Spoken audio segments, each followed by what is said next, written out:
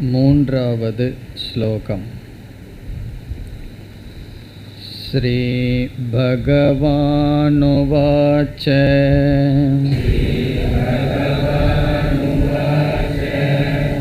அக்ஷரம் பிரம்ம பரமம் ஸ்வபாவோத்யாத்மமுச்யதே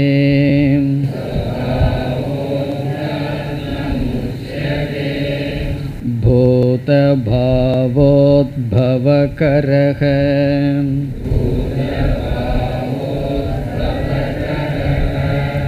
விசர்கः கர்ம சம்ஞிதः.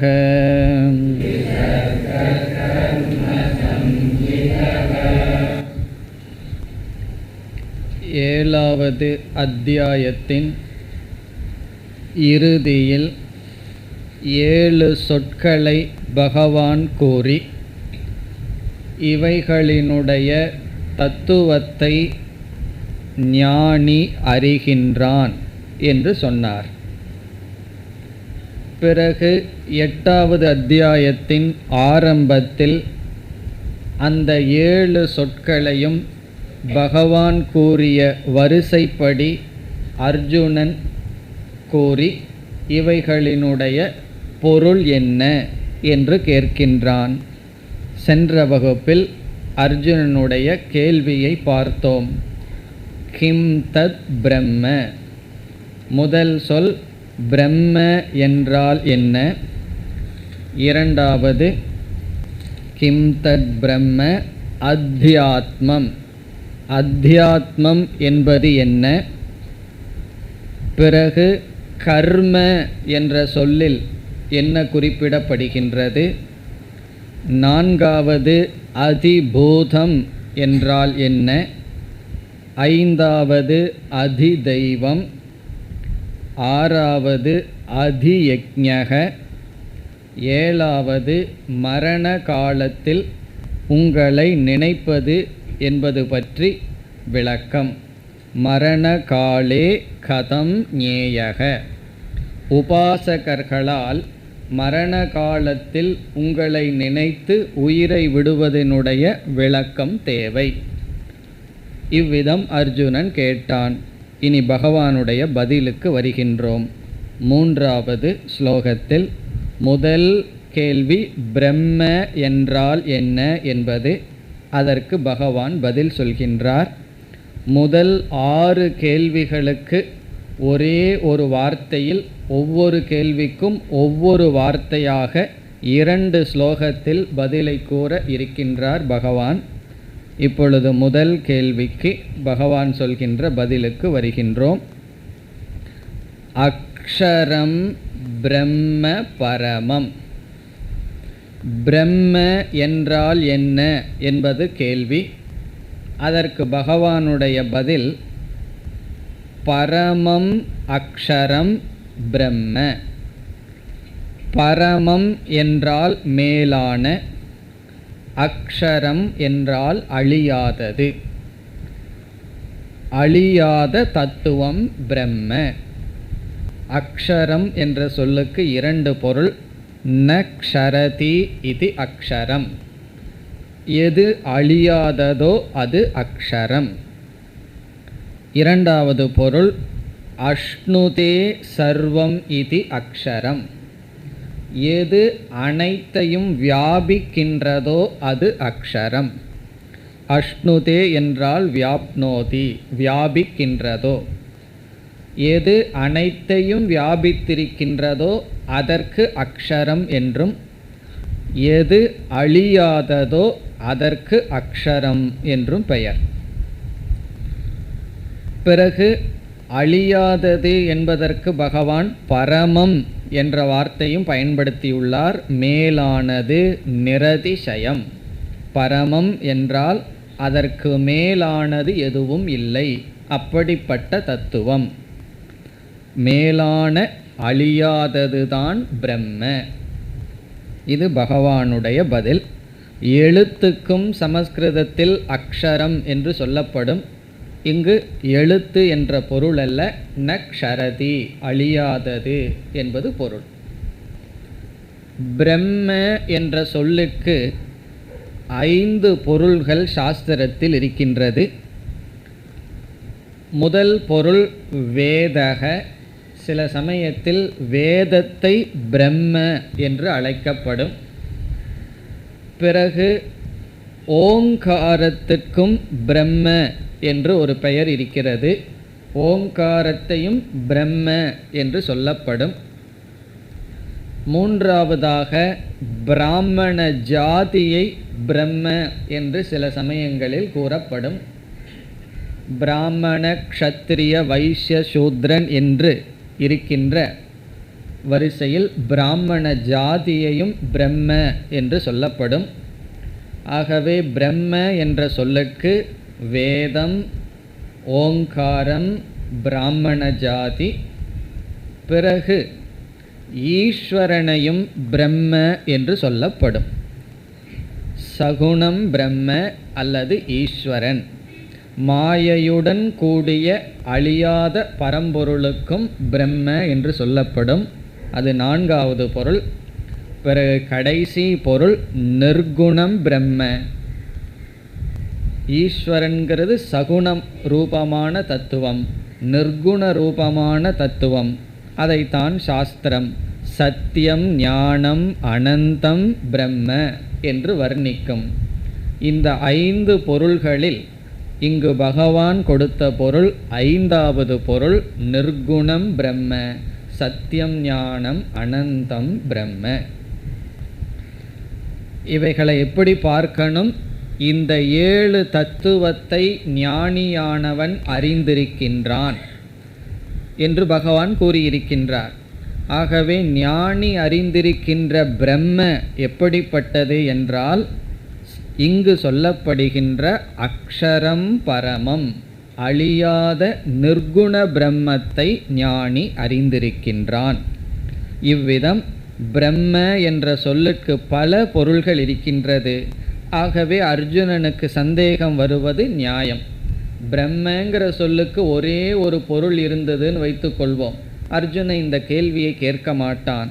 ஆகவே இங்கு பிரம்ம என்று எதை குறிப்பிடுகிறீர்கள்? ஞானி எதை அறிந்திருக்கின்றான் என்றால் அக்ஷரம் பரமம், மேலான அழியாத தத்துவம்தான் பிரம்ம என்று சொல்லப்படுகிறது. பிரம்ம என்ற சொல்லுக்கு என்ன பொருள் என்றால் பெரியது என்பது பொருள். பிரம்ம என்பதற்கு இலக்கணப்படி பெரியது, பிருகத், மகத் என்று பொருள். இங்கு பெரியதுங்கிறது எதை வேண்டுமானாலும் நாம் எடுத்துக்கொள்ளலாம். இந்த இடத்தில் பகவான் பரபிரம்மத்தை அல்லது பரமாத்மாவை அல்லது மெய்ப்பொருளை எடுத்துக்கொள்கின்றார். அப்போ முதல் கேள்வி பிரம்ம என்றால் என்ன? அதற்கு பதில் நிர்குணம் பிரம்ம, அழியாத தத்துவம், அக்ஷரம் பரமம். பரமம்ங்கிற சொல் எல்லாவற்றை காட்டிலும் மேலானதுன்னு அர்த்தம். சர்வதக உத்கிருஷ்டம் பரமம். பிறகு அக்ஷரம்ங்கிறதுக்கு நாம் 2 பொருள் பார்த்தோம். அழியாதது, அனைத்தையும் வியாபிப்பது. இது முதல் கேள்வி. அதற்கான பதிலும் வந்துவிட்டது, நிர்குணம் பிரம்ம. இந்த 8வது அத்தியாயத்துக்கே அக்ஷர யோக என்று பெயர். காரணம், இது அக்ஷரம் என்ற வார்த்தையில் பிரம்மத்தினுடைய லட்சணத்தை சொல்லும் விதத்தில் துவங்கிய காரணத்தினால். இனி 2வது கேள்வியும் அதற்கான பதிலையும் பார்க்க வேண்டும். அது அடுத்த பகுதியில் வருகிறது. 2வது சொல் அத்தியாத்மம். அத்தியாத்மம் என்றால் என்ன என்பது கேள்வி. அதற்கு பகவான் பதில் கூற போகிறார்.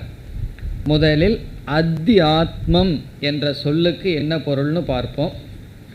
இதில் 2 சொற்கள் இருக்கிறது. அதி என்றொரு சொல், ஆத்மா என்றொரு சொல். அதி என்றால் உள்ளே, இன்சைடு என்று பொருள். ஆத்மா என்றால் இங்கு சரீரம், உடல். அதி என்றால் உள்ளே, ஆத்மா என்றால் இங்கு உடல், அத்தியாத்மம் என்றால் உடலுக்குள் இருப்பது என்ன என்பது கேள்வி. உடலுக்குள் இருப்பது என்பது பொருள். அத்தியாத்மம் என்ற சொல்லுக்கு உடலுக்குள் இருப்பது, நம்முடைய ஸ்தூல சரீரத்திற்குள் இருப்பது.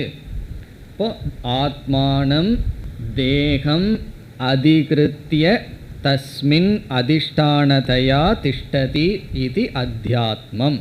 இப்போ ஆத்மானம்னா தேகம் அதிகிருத்திய, இந்த சரீரத்திற்குள் அதிஷ்டானதயா, தேகத்திற்கு அதிஷ்டானமாக ஆதாரமாக உள்ளே என்ன இருக்கிறதோ அதற்கு பெயர் அத்தியாத்மம்.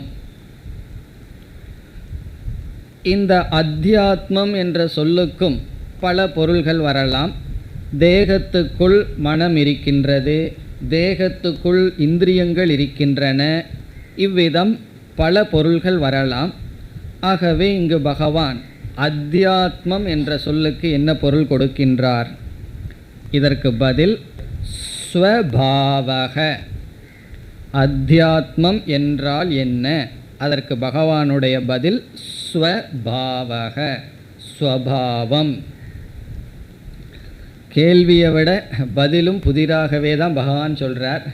கேள்வியும் ஒரே ஒரு வார்த்தை, ஒரே ஒரு சொல், பதிலும் ஒரே ஒரு சொல், ஸ்வபாவக அத்தியாத்மம். இப்போ பிரம்ம, அதற்கு பதில் பரமம் அக்ஷரம். அத்தியாத்மம் என்பதற்கு பதில் ஸ்வபாவக. இங்கு ஸ்வபாவக என்ற சொல் அழியாத ஆத்ம தத்துவத்தை குறிக்கின்றது.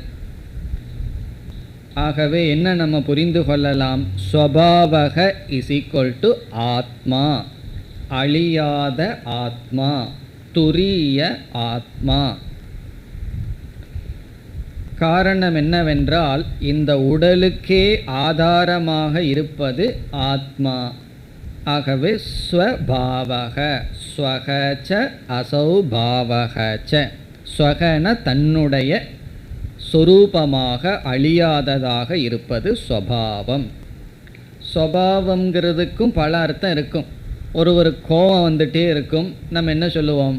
கோபப்படுறது அவருடைய ஸ்வபாவம், அவருடைய நேச்சர் அப்படின்னு சொல்லுவோம். அந்த இடத்துல ஸ்வபாவம்னு சொன்னால் காலகாலமாக அதை செய்து செய்து அது அவருடைய தன்மையாக இருக்கிறதுங்கிறது பொருள். ஆனால் இந்த இடத்தில் ஸ்வபாவம்னா ஒருவனுடைய உண்மையான ஸ்வரூபம். இப்போ ஸ்வபாவகங்கிறத நம்ம எப்படி புரிந்து கொள்ளலாம்? ஸ்வரூபம், ஸ்வரூபம்னா ஒருவனுடைய உண்மையான தன்மை. இப்போ பகவான் என்ன சொல்கிறார்? ஸ்வபாவக அத்தியாத்மம் உச்சதே. அத்தியாத்மம் என்ற சொல்லினால் ஸ்வபாவமானது சொல்லப்படுகிறது. ஒரு ஜீவனுடைய சொரூபம், உண்மையான தன்மை சொல்லப்படுகின்றது. இப்போ இதிலிருந்து நமக்கு என்ன கிடைக்கின்றது? ஞானியானவன் பிரம்மத்தை அறிகின்றான், பிறகு அதே பிரம்ம தன்னுடைய சரீரத்திற்குள் அதிஷ்டானமாக இருப்பதாக அறிகின்றான். தன்னுடைய ஆத்மாவையும் அறிகின்றான், பிரம்மத்தையும் அறிகின்றான். இப்போ ஞானி என்பவன் பிரம்ம ஞானத்தை உடையவன், ஆத்ம ஞானத்தை உடையவன். இப்போ இரண்டு இருக்கே, பிரம்ம ஞானம் ஆத்ம ஞானம்னு இரண்டு ஞானமா என்றால், வெளியுலகத்துக்கு அதிஷ்டானமாக இருக்கும்போது அந்த மெய்ப்பொருளுக்கு பிரம்ம என்றும், நம்முடைய ஒரு உடலுக்கு ஆதாரமாக இருக்கும் பொழுது அதே மெய்ப்பொருளுக்கு ஆத்மா என்றும் பெயர். ஆகவே ஞானி அனைத்து உலகத்துக்கும் எது ஆதாரமோ அதையும் அறிகின்றான், தன்னுடைய உடலுக்கு எது ஆதாரமோ அதையும் அறிகின்றான். அந்த ஆத்மாவே பிரம்மனாகவும் அறிகின்றான் என்பது பொருள். இப்போ முதல் வரியில் பிரம்மங்கிறதுக்கு லட்சணமும் அத்தியாத்மம் என்ற சொல்லுக்கு லட்சணமும் பகவான் கொடுத்துள்ளார். இப்போ அத்தியாத்மம் என்றால் ஸ்வபாவக ஈக்குவல் டு ஸ்வரூபம் இஸ் ஈக்குவல் டு ஆத்மா, அல்லது அக்ஷரம், பரமம், அல்லது பிரம்ம. இனி மூன்றாவது கேள்விக்கு வருகின்றோம்.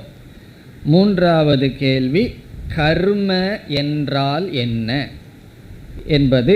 கர்ம என்ற சொல்லினுடைய பொருள் அர்ஜுனன் கேட்டான். அதாவது ஞானியானவன் கர்ம என்ற சொல்லையும் அறிவான், கர்ம தத்துவத்தையும் அறிவான். இங்கும் கர்ம என்ற சொல்லுக்கு பல பொருள்கள் இருக்கின்றது. கர்ம என்றால் செயல்கள், ஆக்டிவிட்டீஸ். நாம் செய்கின்ற எல்லா செயல்களையும் கர்ம என்று சொல்லலாம். அல்லது இலக்கண ரீதியில் சென்று விட்டால் கர்ம என்றால் ஆப்ஜெக்ட், அனுபவிக்கப்படும் பொருளுக்கு கர்ம என்று பெயர். நான் ராமனை பார்க்கிறேன் என்ற வாக்கியத்தில் நான்கிறத கர்த்தா, ராமனை என்பதை கர்ம என்று சொல்லப்படும். அதாவது ஆப்ஜெக்ட், வெர்புக்கு பொருளாக இருப்பது. பார்க்கிறேன்கிறது வினைச்சொல், அதற்கு பொருளாக இருக்கிறதையும் கர்ம என்று சொல்லப்படும். அப்படி கர்மங்கிறதுக்கு செயல்னு ஒரு அர்த்தம் இருக்குது. பிறகு இலக்கணத்தில் பொருள் அப்படின்னு ஒரு அர்த்தம் இருக்குது. பிறகு வைதிகத்துக்குள் வந்தால் ஸ்ரௌத்தம் கர்ம, ஸ்மார்த்தம் கர்ம என்றெல்லாம் கர்மத்திற்கு பொருள் இருக்கின்றது. வேதத்தில் சொல்லப்பட்ட கர்மத்துக்கு ஸ்ரௌத்தம் கர்ம என்றும், பிறகு ஸ்மிருதிகளில் சொல்லப்பட்டுள்ள கர்மத்துக்கு ஸ்மார்த்தம் கர்ம என்றும் சொல்லப்படும். இவ்விதம் லௌகிகமான செயல்கள், பிறகு வேதத்தில் சொல்லப்பட்டுள்ள சில செயல்கள், ஸ்மிருதியில் சொல்லப்பட்டுள்ள செயல்கள், பிறகு ஒரு பொருளாக இருத்தல், இப்படி பல அர்த்தங்கள் கர்ம என்ற சொல்லுக்கு இருக்கின்றது. இங்கு பகவான் என்ன அர்த்தத்தை கொடுக்கிறார் என்றால், கர்ம என்ற சொல்லுக்கு பகவான் கொடுக்கின்ற பொருள், எந்த வைதிக கர்மத்தினால் ஒருவனுக்கு பாப புண்ணியம் உண்டாகி ஜென்மத்துக்கு காரணமாக அமையுமோ அந்த செயல்களை கர்ம என்ற சொல்லுக்கு பொருளாக பகவான் குறிப்பிடுகிறார். அதாவது எந்த செயல்கள் பாப புண்ணியத்தை கொடுத்து ஜென்மத்தை கொடுக்குமோ அந்த செயல்களை பகவான் கர்ம என்ற சொல்லுக்கு பொருளாக கூறுகிறார். அந்த செயல் என்ன என்றால் யக்ஞக அல்லது யாகம். யாகத்தை பகவான் இங்கு கர்ம என்ற சொல்லுக்கு பொருளாக பேசுகிறார். யாகம், யாகத்தினுடைய லட்சணம் என்னவென்றால், தேவதா உத்தேசேன திரவிய தியாகக யாகக. தேவதா உத்தேசேன என்றால் ஒரு தேவதையை குறித்து, தேவதா உத்தேசேன திரவிய தியாகக, திரவியங்களை தியாகம் செய்தல், அதற்கு யாகம் என்று பெயர். யக்ஞம்னு சொல்லலாம் அல்லது யாகம். ஒரு தேவதையை குறித்து திரவியத்தை தியாகம் செய்தல். நம்முடைய எல்லா வைதிக கர்மத்தில் பார்த்தாலும் அங்கு முக்கியமான அங்கம் தியாகம் அல்லது தானம், பகிர்ந்து கொள்ளுதல் அல்லது தியாகம் செய்தல், அதுதான் அங்கமாக இருக்கும். யாக குண்டத்தில் தேவதைகளை குறித்து பொருள்களை அர்ப்பணம் செய்வதற்கு விசர்க்கம் என்று பெயர். இங்கு பகவான் அந்த வார்த்தையை பயன்படுத்துகிறார், விசர்கக. விசர்க்கம் என்றால் ஹோமகுண்டத்தில் பொருள்களை தியாகம் செய்தல். விசர்க்கம்னா விட்டு விடுதல் என்று பொருள். சமஸ்கிருதத்தில் ஒரு விசர்க்கம்னு ஒன்று இருக்கு. இலக்கணத்தில் 2 புள்ளிக்கு விசர்க்கம்னு சொல்லப்படும். ராமங்கிறதுக்கு பிறகு 2 புள்ளியை வச்சோம்னா அது விசர்க்கம், ராமக அப்படின்னு படிப்போம். அது இலக்கணத்தில் விசர்க்கம். இது வைதிகத்தில் விசர்க்கம் என்றால் விட்டு விடுதல், தியாகம் செய்தல். இப்போ யாகம்னு சொன்னாவே அங்கு தியாகம் இருக்கின்றது. இப்போ யாகம்ங்கிற வார்த்தைக்கு பதிலாக பகவான் விசர்கங்கிற வார்த்தையை பயன்படுத்துகிறார். இப்பொழுது ஸ்லோகத்தை பார்த்தோம்னா கடைசி பகுதி விசர்கக கர்ம சம்ஞிதக. விசர்க்கமானது கர்ம என்று சொல்லப்படுகிறது. சம்ஞிதக என்றால் அழைக்கப்படுகிறது. கர்ம சம்ஞிதக என்றால் கர்ம என்று அழைக்கப்படுகிறது. இங்கு எதை கர்ம என்று அழைக்கப்படுகிறது? விசர்கக. விசர்கன யாகம், வைதிக கர்ம, ஸ்ரௌதம் கர்ம. முக்கியமாக அந்த கர்மத்துக்கு பிறகு ஒரு அடைமொழி கொடுக்கிறார். பூத பாவ உத்பவ கரகங்கிறது அந்த கர்மத்திற்கான அடைமொழி. இப்போ கர்மன்னா இந்த இடத்துல யாகம். இப்போ விசர்கக கர்ம சம்ஞிதக. இப்போ மூணாவது கேள்வி என்ன? கர்ம என்றால் எது? கர்ம என்பது யாகம். ஏன் பகவான் இந்த லட்சணத்தை இங்கு கொடுக்கின்றார் என்றால், ஞானியானவன் கர்மத்தை அறிகின்றான், அதனால்தான் கர்மத்தை அவன் துறந்து விடுகின்றான். கர்ம என்பது நமக்கு பாபம் அல்லது புண்ணியம் என்கின்ற பலனை கொடுக்க வல்லது.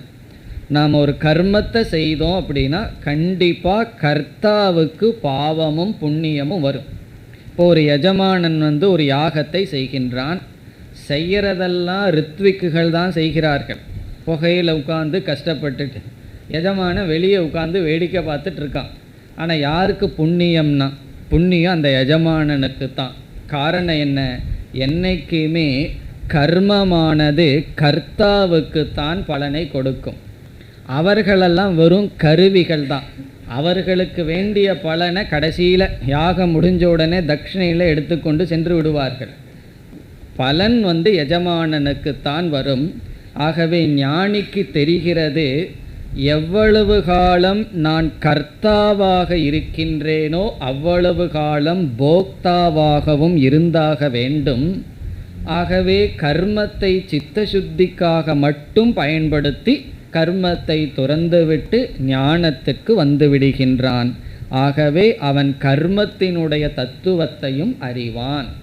எது பாப புண்ணியத்தை கொடுத்து ஜென்மத்தை கொடுக்கும் என்ற ஞானமும் அவனுக்கு இருக்கின்றது. ஆகவே பகவான் இங்கு ஞானி கர்ம தத்துவத்தை அறிவான் என்று சொல்வதிலிருந்து அவனுக்கு எந்த கர்ம, எப்படிப்பட்ட கர்ம, எவ்விதம் செய்தால் புனர்ஜென்மம் வருமோ அந்த இரகசியத்தையும் அறிந்துள்ளான். அதாவது இங்கு ஞானி நல்ல காரியமும் பண்ண மாட்டான்னு பகவான் சொல்கிறார். அப்படின்னா எல்லா தவறான காரியத்தையும் பண்ணிகிட்டு இருப்பானான்னா, நல்ல கர்மாவையே தியாகம் செய்வான் என்றால் ஏற்கனவே நிஷித்த கர்மத்தை விட்டு பிறகு நித்திய நைமித்திய கர்மத்திற்கு சித்த சுத்தியை அடைந்து பிறகு அதையும் விட்டு விடுகின்றான். பாபம் எப்படி ஜென்ம காரணமோ அப்படியே புண்ணியமும் ஜென்ம காரணம். புண்ணிய பாவத்தை உருவாக்கும் செயலை அவன் அறிகின்றான். பிறகு இந்த கர்மம் புண்ணிய பாவத்தை கொடுத்து ஜென்மத்தை கொடுக்கும் என்ற கருத்தை பகவான் குறிப்பிடுகின்றார். இரண்டாவது வரியில் முதல் சொல் பூத பாவ உத்பவ கரக. இந்த சொல் யாகம் அல்லது கர்ம என்பதற்கு அடைமொழி. இதனுடைய சாரம் என்னவென்றால் புனர்ஜென்மத்தை கொடுப்பது. அதுதான் இதனுடைய பொருள். பூத பாவம் என்றால் உயிரினங்கள், உத்பவ என்றால் ஜீவர்களினுடைய தோற்றத்திற்கு, விதவிதமான சரீரத்தினுடைய தோற்றத்திற்கு, கரக என்றால் காரணம். பூத பாவ உத்பவக என்றால் விதவிதமான சரீரத்தை ஜீவன் எடுப்பதற்கு காரணமாக இருப்பது கர்ம. விசர்கக யாகம். இப்போ கர்ம என்பது சாஸ்திரத்தில் சொல்லப்பட்டுள்ள நல்ல கர்மங்கள். இது நல்லதாக இருந்த போதிலும் புனர்ஜென்மத்தை கொடுக்கும். இந்த தத்துவத்தையும் ஞானியானவன் அறிந்துள்ளான். ஆகவே முதல் பொருள் பிரம்ம என்பதற்கு நிர்குணம் பிரம்ம, அத்தியாத்மம் என்பதற்கு ஆத்மஸ்வரூபம், மூன்றாவது கர்ம என்பது பாப புண்ணியத்தை கொடுக்க வல்ல யாகங்கள். இதையும் ஞானி அறிந்து அதை எப்படி கையாள வேண்டுமோ அப்படி கையாளுவான் என்பது பொருள். இனி அடுத்த ஸ்லோகத்தில் அடுத்த 3 சொற்களுக்கும் பகவான் இதேபோல் சுருக்கமாக பதிலை கூறுகின்றார். 4வது ஸ்லோகம். அதிபூதம் க்ஷரோ பாவக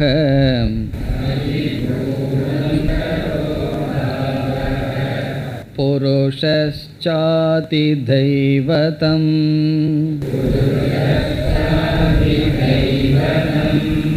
அதியக்ஞோகமேவாத்ர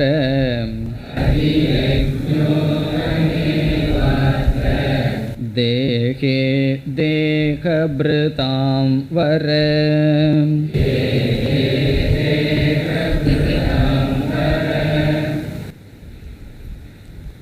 நான்காவது சொல் அதிபூதம். அதிபூதம், இங்கு பூதம் என்றால் பஞ்சபூதங்கள். அதிபூதம் பஞ்சபூதங்களினுடைய தத்துவம் என்பது பொருள். அதிபூதம் என்றால் என்ன? அதற்கு பகவான் சொல்கின்ற பதில் ஜட பிரபஞ்சம். இந்த உலகத்தில் அனுபவிக்கப்படுகின்ற ஜடமான பிரபஞ்சம், ஜட பிரபஞ்சம். பிரபஞ்சம்னா உலகம். இந்த உலகத்தை அதிபூதம் என்று சொல்கின்றார். பகவான் சொல்கின்ற பதில் க்ஷரக பாவக. அதிபூதம் என்பது க்ஷரக பாவக. க்ஷரகன அழியக்கூடிய, பாவக என்றால் பொருள்கள், அழியக்கூடிய பொருள்கள். இது பிரம்மங்கிறதுக்கு முழுமையாக எதிர்ப்பதமானது. பிரம்மத்துக்கு என்ன லட்சணம் சொன்னார்? அக்ஷரம்னு சொன்னார். இங்கு க்ஷரக அழியக்கூடியது. அழியக்கூடியது என்னன்னா நாம் பார்த்து அனுபவிக்கின்ற இந்த ஜட உலகம். ஆகவே ஜெனிமத் வஸ்து சர்வம். ஜெனிமத் என்றால் தோற்றத்திற்கு வந்த அனைத்தும். க்ஷரக பாவக, எதெல்லாம் நாம் மாறக்கூடியதாகவும் அழியக்கூடியதாகவும் அனுபவிக்கிறோமோ அதையெல்லாம் ஞானி அறிவான். இப்போ அதிபூதம் என்றால் ஜட பிரபஞ்சம். இந்த ஜட பிரபஞ்சம்னு சொல்லும் பொழுதே இந்த பிரபஞ்சத்திற்குள்ள நம்முடைய ஸ்தூல சரீரம் வருமா வராதா என்றால் ஸ்தூல சரீரமும் வருகின்றது, நம்முடைய சூக்ஷ்ம சரீரமும் வருகிறதான்னா அதுவும் வருகின்றது. ஆகவே ஸ்தூல சூக்ஷ்ம சரீரமும் சேர்ந்த உலகம். உலகம்னு சொல்லும்போது நாம் என்ன பண்ணிடுறோம்? உலகம்னு அப்படியே பார்க்க ஆரம்பிச்சிடுறோம். பார்த்துட்டு நம்ம உடலை விட்டுறோம். சொல்லுவார்கள் ஆல் ஆர் காடு அப்படின்னு சொல்லிட்டு இந்த ஆளை விட்டுறது. ஆல் ஆர் காடுன்னா இந்த சொல்கிற ஆளும் காடு தானே. அப்படி எல்லாமே அழியக்கூடியதுன்னு வேடிக்கை பார்ப்போம். அதை பார்த்துட்டு இருக்கிற கண்ணு, இந்த உடல், அதுவும் அழியக்கூடியது. ஆகவே அதிபூதம் என்றால் நம்முடைய உடல், நம்முடைய மனம், பிறகு இந்த உலகம், ஜடமாக அனுபவிக்கப்படுகின்ற அனைத்தும். மனசை ஜடமாக அனுபவிக்காவிட்டாலும் அது ஜடஸ்வரூபம். ஆகவே க்ஷரக பாவக, நம்ம மனசும் மாற்றத்திற்குட்பட்டது, அழிவுக்குட்பட்டது, உடலும் அழிவுக்குட்பட்டது, உலகமும் அழிவுக்கு உட்பட்டது. இவ்விதம் எவைகளெல்லாம் அழியுமோ அது அதிபூதம். ஒன் வேர்ட் ஆன்சர் தான் பகவான் கொடுத்துருக்கார். அதிபூதம் என்றால் க்ஷரோ பாவக, அழிகின்ற அனைத்தும். இனி 5வது அதிதெய்வம். அதிதெய்வம் என்பதற்கு பகவான் கொடுக்கின்ற பொருள் ஹிரண்ய கர்ப்பக, ஹிரண்ய கர்ப்ப தத்துவம். அதற்கு இனி ஒரு பொருள், இனி ஒரு பெயர் சமஷ்டி தேவதா, அனைத்து தேவதைகளினுடைய கூட்டம். ஹிரண்ய கர்ப்பன் என்றால் முதலில் ஈஸ்வரனிடமிருந்து வெளிப்பட்ட தத்துவம். 7வது அத்தியாயத்தில் பார்த்திருக்கோம். ஈஸ்வரனிடமிருந்து முதலில் சூக்ஷ்ம பிரபஞ்சம் வந்தது.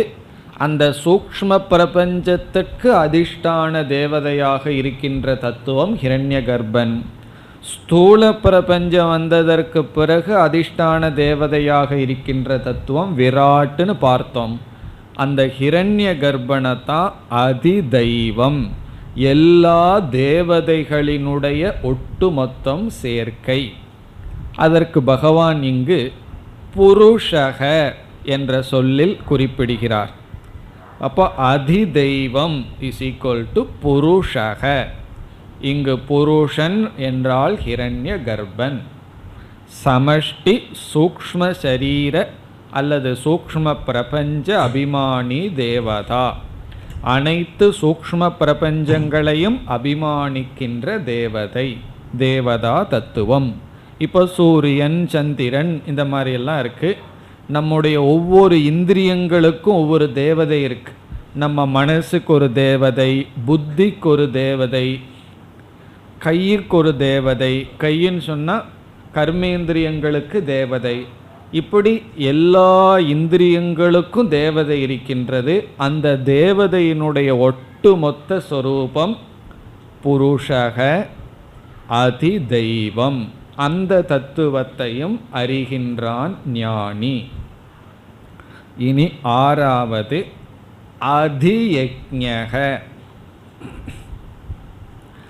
அதியக்ஞம், அதியக்ஞக என்பவர் யார் என்பது கேள்வி. அதற்கு பகவான் பதில் சொல்றார். அதியக்ஞக அகம் ஏவ, நான் தான் அப்படின்னு பதில் சொல்றார். அதியக்ஞம் யார்னு சொன்னால் நான் தான். முதல்ல அதியக்ஞக என்ற சொல்லுக்கு பொருள் பார்ப்போம். அதியக்ஞக என்றால் கர்ம பலனை கொடுப்பவர், கர்ம பலதாதா. நம்ம செய்கிற ஒவ்வொரு யாகத்திற்கும் யஜ்ஞத்திற்கும் கர்மத்தினுடைய பலனை கொடுப்பவர். ஏன்னா கர்மமே பலனை கொடுக்காது, ஜட சொரூபமாக இருக்குது. ஒரு அறிவு சொரூபந்தான் பலனை கொடுக்கணும். அப்படி நாம் செய்கின்ற ஒவ்வொரு செயலுக்கும் பலனை கொடுப்பவர் அவர்தான் அதியக்ஞக. நம்ம செய்கிற ஒவ்வொரு செயலுக்கும் பலனை கொடுக்கணும்னு சொன்னால் நம்ம செய்கிற ஒவ்வொரு செயலையும் அவர் பார்த்துட்டு இருக்கணும் அல்லவா. பகவானுக்கு தெரியாமல் ஒரு செயலை பண்ணிட்டோம்னு வச்சுக்கோமே, அவர் பலனை கொடுக்க முடியாதல்லவா. அப்போது நாம் செய்கிற ஒவ்வொரு செயலையும், பல செயலை பல பேர்த்துக்கு தெரியாமல் பண்ணிகிட்டு இருப்போம், மறைஞ்சு ஏதாவது பண்ணிகிட்டு இருப்போம். ஆனால் பகவானுக்கு தெரியாமல் ஏதாவது பண்ணிட்டா அவர் கர்ம பலனை கொடுக்க முடியாதேன்னு சொன்னால், இங்கே பகவான் சொல்கிறார், நான் எப்படிப்பட்டவன்னா ஒவ்வொரு தேகத்துக்குள்ளேயும் ஒவ்வொரு செயலையும் சாட்சியாக இருந்து பார்த்து கொண்டு இருக்கின்றேன். அத்திர தேகே, அத்திர தேகேன்னு சொன்னால் இந்த உடலில் இருக்கின்ற நான் அப்படின்னு சொல்கிறார். அத்திர தேகே வர்த்தமானக அகம் அதியக்ஞக, இந்த உடலில் இருக்கிற நான் தான் அதியக்ஞம். அதியக்ஞம்னா கர்ம பலனை கொடுப்பவன். அதனால தான் பகவானுக்கு தெரியாமல் எதையும் நாம் செய்ய முடியாது. அதற்கு ஒரு உதாரணம் சொல்லுவார்கள். பல சிஷ்யர்கள் ஒரு குருவிடம் வந்தார்களாம். குரு சொன்னார், இவங்களையெல்லாம் சோதிச்சுத்தான ஆசிரமத்தில் எடுத்துக்கணும், இல்லைன்னா ஆசிரமம் என்ன ஆகிறது. அப்போ என்ன பண்ணாராம், ஒரு கிளியை கையில் கொடுத்து, நீங்கள் யாருக்கும் தெரியாத ஒரு இடத்துல போய், யாருக்குமே தெரியக்கூடாது, அந்த இடத்துல போய் கிளியை கொண்டுட்டு வரணும். கிளியை கொல்றதுக்கு என்ன நிபந்தனைனா யாரும் பார்க்கக்கூடாதுன்னு. ஒருவன் போனால் கொஞ்சம் தூரம் ஆள் நடமாட்டம் இல்லாத இடத்துக்கு போனான், கழுத்தை திருகிட்டான். பிறகு இனி ஒரு சிஷ்யன் கொஞ்சம் தூரம் போனால் ஆள் நடமாட்டம் இருந்தது. இப்படியே போயிட்டே இருந்தான். ரொம்ப பெரிய குகையில் போய் உட்கார்ந்தான். கழுத்தை திருகலான்னு நினைக்கும்போது அவனுக்கு ஞாபகம் வந்தது குருவினுடைய வார்த்தை, யாருக்கும் தெரியக்கூடாதுன்னு சொன்னாரே, எனக்கு தெரியுதே, அதனால் நம்ம ஒன்றும் பண்ண முடியாதுன்னு திருப்பி கொண்டு வந்து கிளியை உயிரோடு கொடுத்தான். சரி நீ மட்டும் ஆசிரமத்தில் இருன்னு சொல்லி கிளியை கொன்ன ஆளுகள்லாம் எடுத்துகிட்டு போய் சாப்பிட்டு இங்கே வராதீங்கன்னு சொன்னாராம். அதனுடைய அர்த்தம் என்ன? அந்த மனசாட்சின்னு ஒன்று இருக்கே, அப்படி யாருக்கும் தெரியாமல் ஒன்றும் செய்ய முடியாது. பகவான் சொல்கிறார், அப்படி எல்லோருடைய மனசுக்குள்ளேயும் சாட்சியாக இருக்கிற நான் தான் அதியஜ்ஞக. இப்போ அதியஜ்ஞகன்னு சொன்னால் இந்த இடத்துல ஈஸ்வரன். போன இதுக்கு அதி தெய்வதம்னா ஹிரண்ய கர்ப்பன், இந்த இடத்துல ஈஸ்வரன். இப்போ ஈஸ்வரன் தானே பகவான் சொல்லணும், ஏன் நான்னு சொன்னார்னா?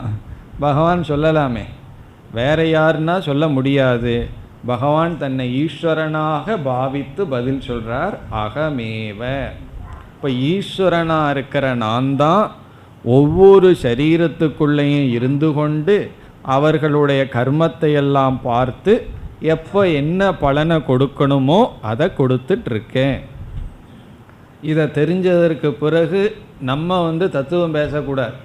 அவன் எதோ என்னென்னமோ பண்ணிகிட்ருக்கான், சந்தோஷமாக இருக்கானே, நான் ஒழுங்காக இருந்துகிட்ருக்கேன், கஷ்டப்பட்டுருக்கிறேனேங்கிறதெல்லாம் பேசக்கூடாது. அதெல்லாம் ரொம்ப கீழ்நிலையில் இருந்து பேசுகிற தத்துவம்.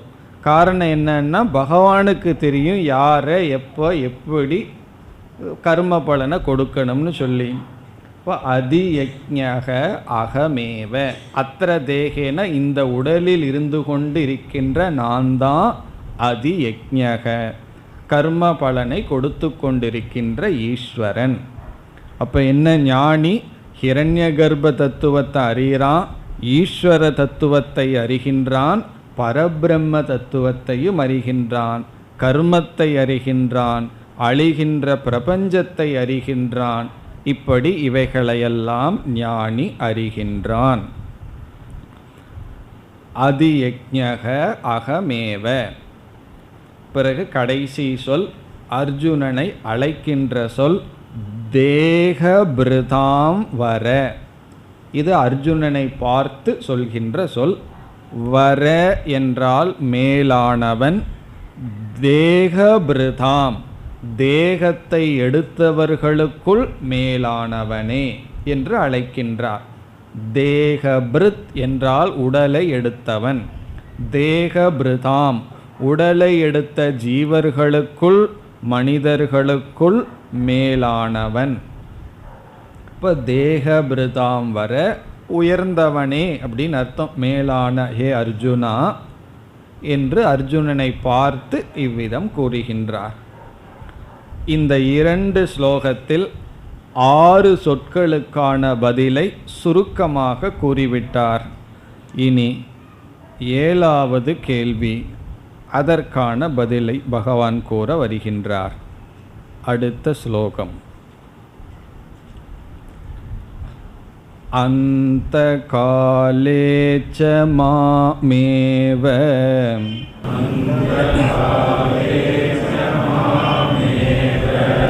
ஸ்மரன் முக்த்வா கலேவரம்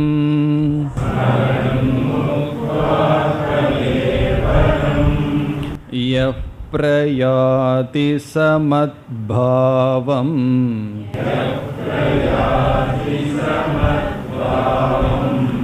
யாதி நாஸ்த்யத்ர சம்சயஹ.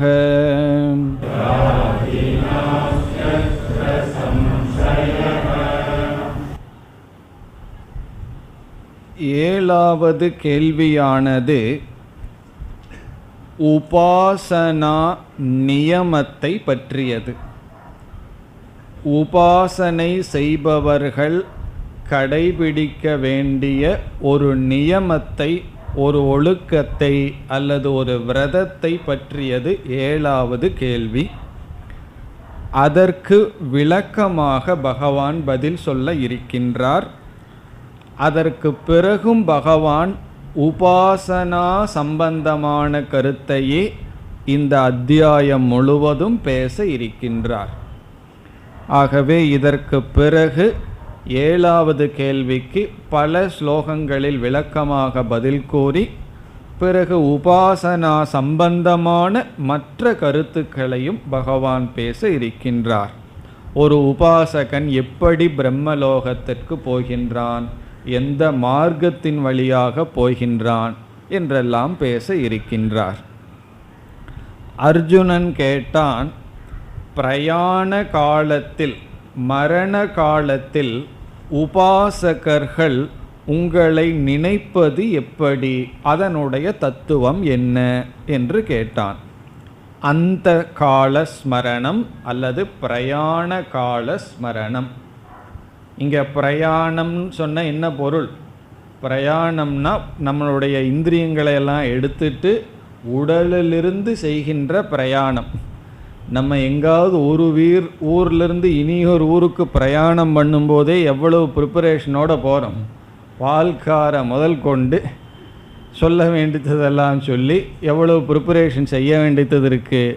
இது கடைசி பிரயாணம், இந்த உடலிலிருந்து செய்கின்ற பிரயாணம்.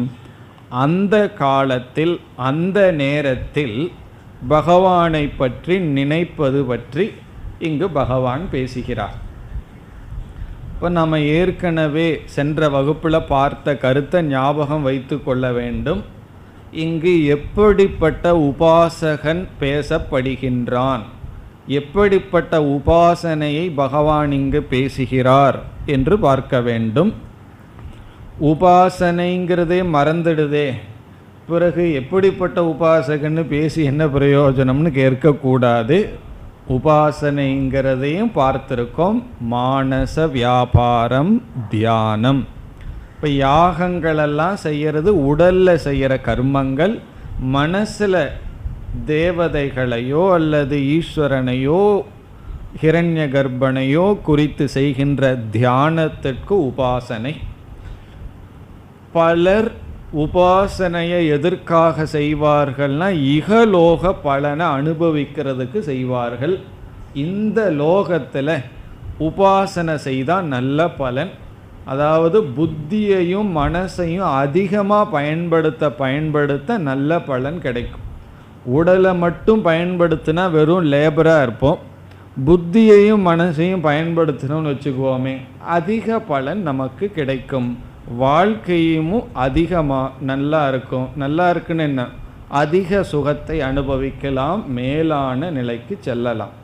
மேலான நிலைன்னு சொன்னால் உடனே என்ன நினைக்கக்கூடாது, பணத்தில் மேலானவர்கள் ஆயிடுவோம் நினைக்கக்கூடாது.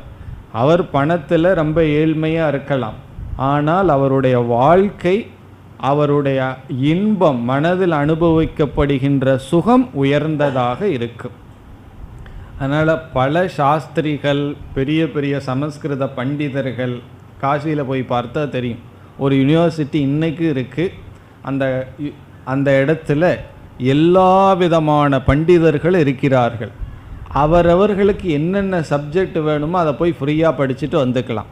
ஜோதிடமாகட்டும், 4 விதமான வேதம், வேத அங்கங்கள், வேதாந்தம், பாஷ்யம் எல்லாம் இருக்குது.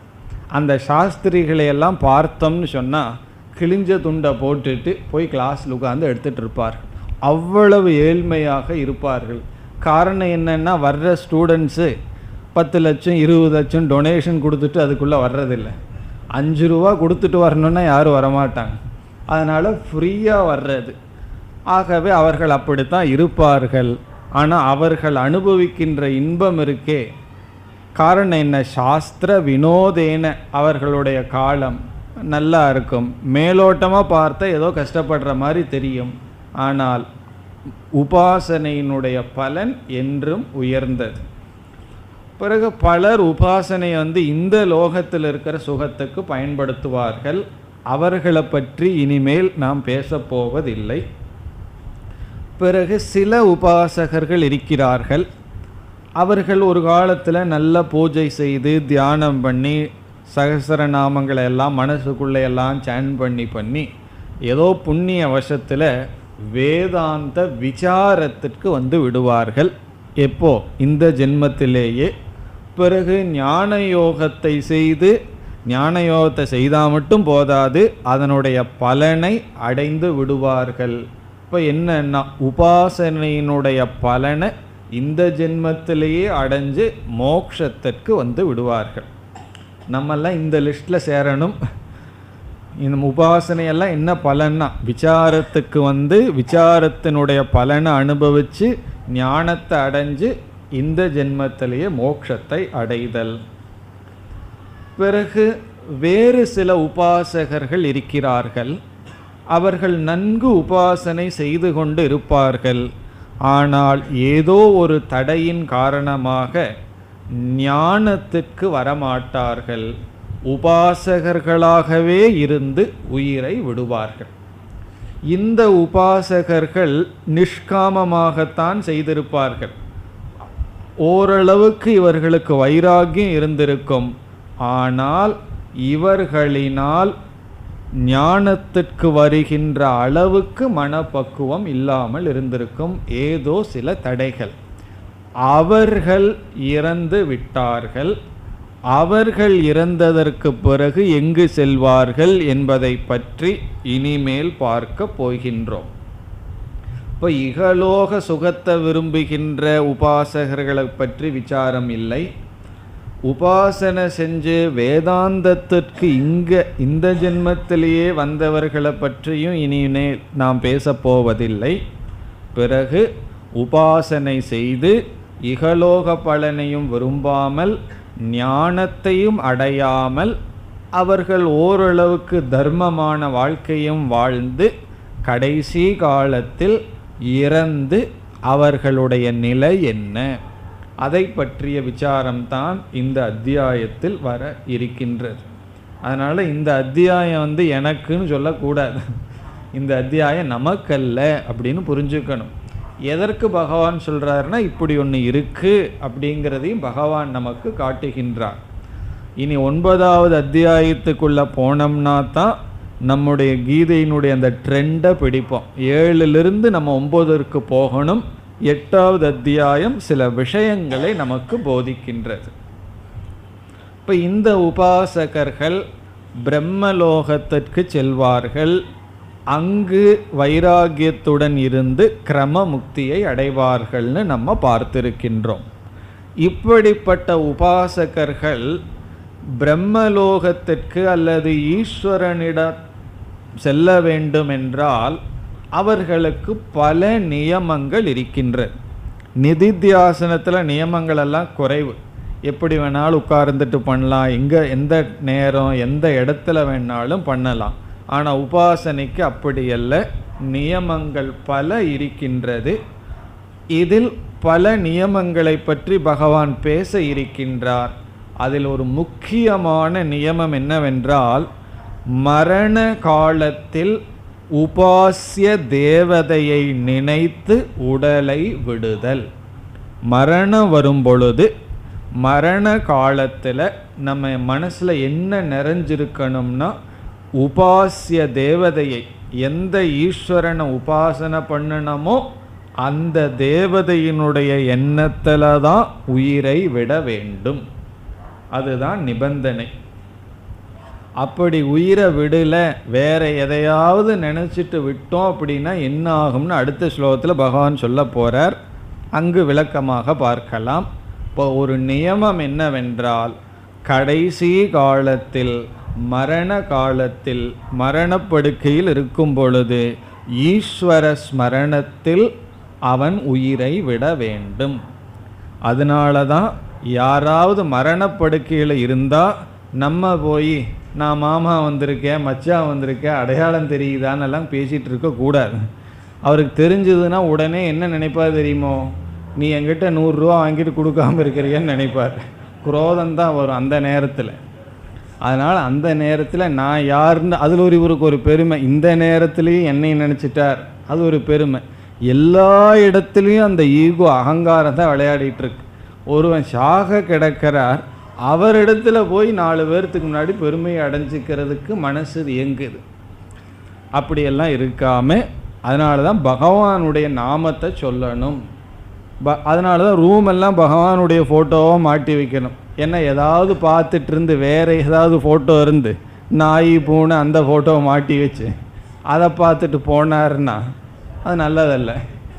ஆகவே நம்மை சுற்றி ஈஸ்வரனுடைய சிந்தனை சூழ்நிலை அமைச்சு அவரும் ஈஸ்வரனுடைய எண்ணத்தில் இறந்தால் பிறகு அவர் பிரம்மலோகத்திற்கு சென்று அதனுடைய பலனாக அங்கு ஞானத்தை அடைந்து ஈஸ்வரனை அடைவார். அந்த கருத்தை இங்கு பகவான் கூறுகின்றார். இப்பொழுது ஸ்லோகத்திற்குள் செல்லலாம்.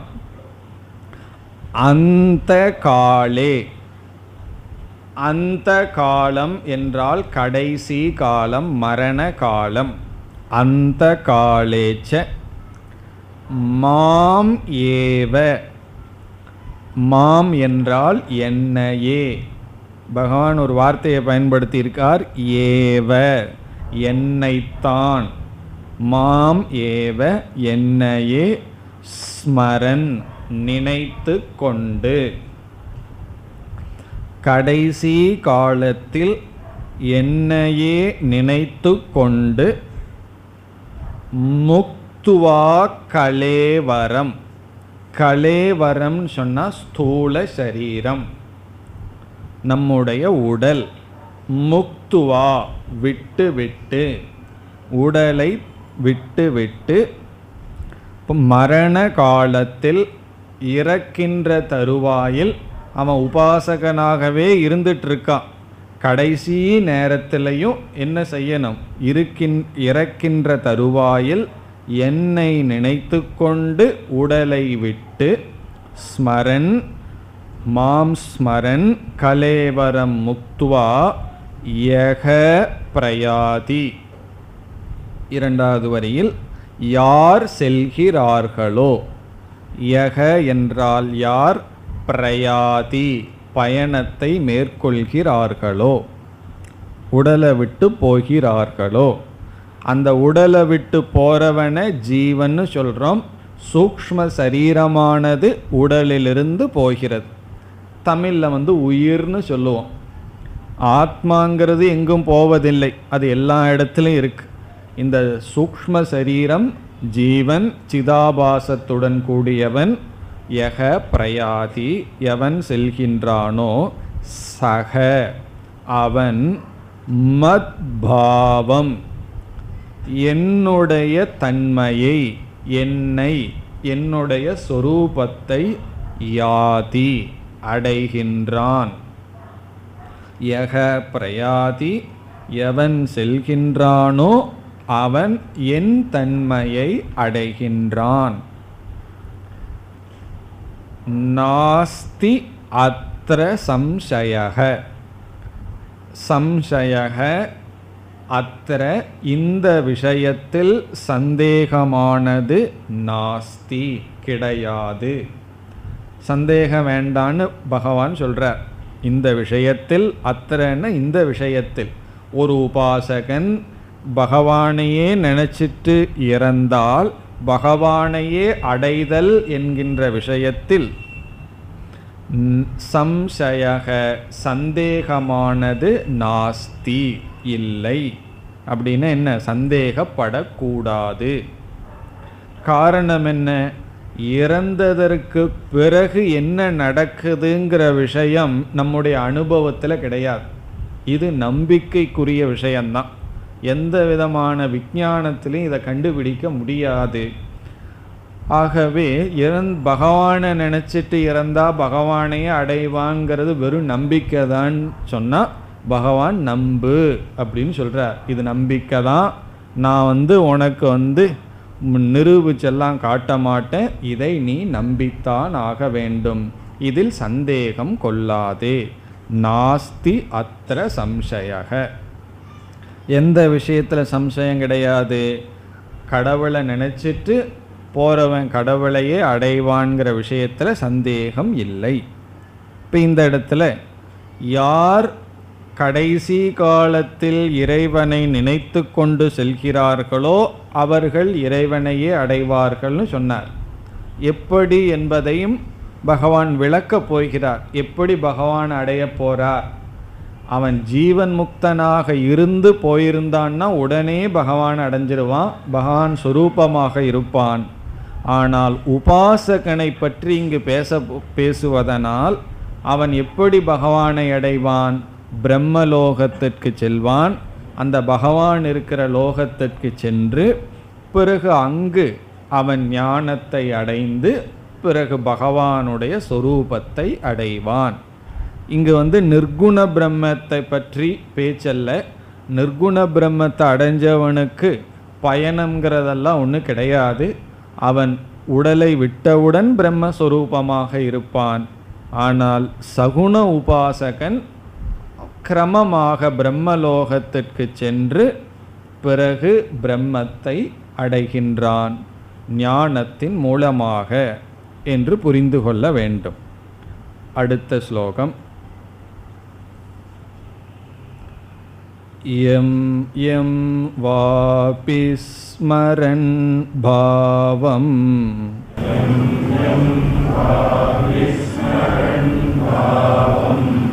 த்யஜத்யந்தே கலேவரம்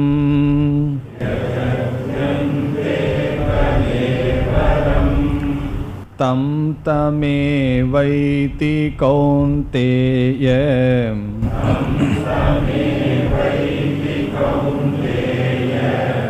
சதா தத்பாவ பாவிதஹ.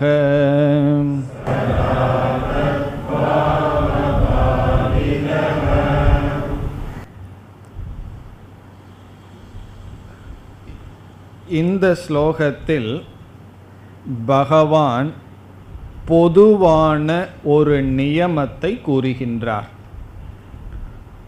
பொதுவான ஒரு லா, ஒரு நியமத்தை பகவான் இங்கு கொடுக்கின்றார். சென்ற ஸ்லோகத்தில் சொன்னார், என்னை நினைத்து கொண்டு இறப்பவன் என்னை அடைகின்றான் அப்படின்னு சொன்னார். இங்கு என்ன சொல்கின்றார், இது என்னுடைய விஷயத்தில் மட்டும் பொருந்தி வராது. அவன் எதை நினைத்து கொண்டு இறக்கின்றானோ அதை அடைவான் என்று பொதுவான நியதியை சொல்கிறார். அதாவது ஒருவன் இறந்து விட்டால் இறக்கின்ற சமயத்தில் அவனுடைய எண்ணம் எப்படிப்பட்டதோ அது அவன் எங்கு செல்வான் என்பதை நிர்ணயிக்க ஒரு காரணம். இப்போ இறக்கின்ற தருவாயில் எதை நினைச்சிட்டு இறக்கின்றானோ அந்த பாவத்தை அதை அவன் அடைவான். இப்போ நம்முடைய கடைசி எண்ணங்களானது இறந்ததற்கு பிறகு நாம் எங்கு செல்வோம் என்பதை நிர்ணயிக்கும். இதை அனுபவபூர்வமாக பார்த்தாலும் உண்மைதான். இப்போ கிளாஸுக்கு நம்ம இங்கே உட்கார்ந்துருக்கோம். கிளாஸ் முடிஞ்ச உடனே ஒவ்வொருவரும் ஒவ்வொரு இடத்துக்கு போவோம். சில பேர் நேராக மார்க்கெட்டுக்கு போவார்கள், சில பேர் நேராக போய் ஒரு காஃபி சாப்பிட்ணுன்னா 1 hour கஷ்டப்பட்டு கேட்டோம் அல்லவா, அப்படியே ஒரு பேக்கரி எல்லாம் இருக்கும், அங்கே உட்காந்து காஃபி சாப்பிடணும். சில பேர் வீட்டுக்கு போன உடனே கிச்சனுக்கு போகணும். விதவிதமான இடத்துக்கு விதவிதமான மக்கள் போவார்கள். அதை யார் நிர்ணயிச்சான்னா, கிளாஸுக்கு முன்னாடி கடைசி தாட் என்ன இருந்ததோ இங்கே போகணுங்கிற எண்ணத்தில் உட்கார்ந்துருப்போம். அதுக்கப்புறம் அதெல்லாம் மறந்துடுவோம். பிறகு என்னன்னா கிளாஸ் முடிஞ்ச உடனே அந்த ஞாபகம் வந்துடும். அப்படி கடைசி என்ன இருந்ததோ அந்த எண்ணத்தினுடைய அடிப்படையில் தான் நம்முடைய பயணம் இருக்கும் அப்படின்னு சொல்கிறார். இதை கேட்ட உடனே நமக்கு ஒரு சந்தோஷம் வரும். அப்போது உலகத்தில் கண்டதெல்லாம் நினச்சிட்ருப்போம். கடைசி காலத்தில் பகவானை நினச்சிக்கலாமா? பகவான் சொல்கிறார், அது முடியாது. வாழ்க்கை பூரா நீ எதை நினச்சிட்டு இருந்தாயோ அதைத்தான் கடைசி காலத்தில் நினைக்க முடியும் என்ற நியமத்தையும் கூறுகின்றார். அடுத்த வகுப்பில் பார்ப்போம். ஓம் பூர்ணமத பூர்ணமிதம் பூர்ணாத் பூர்ணமுதச்யதே பூர்ணஸ்ய பூர்ணமாதாய பூர்ணமேவாவசிஷ்யதே. ஓம் சாந்தி சாந்தி சாந்தி.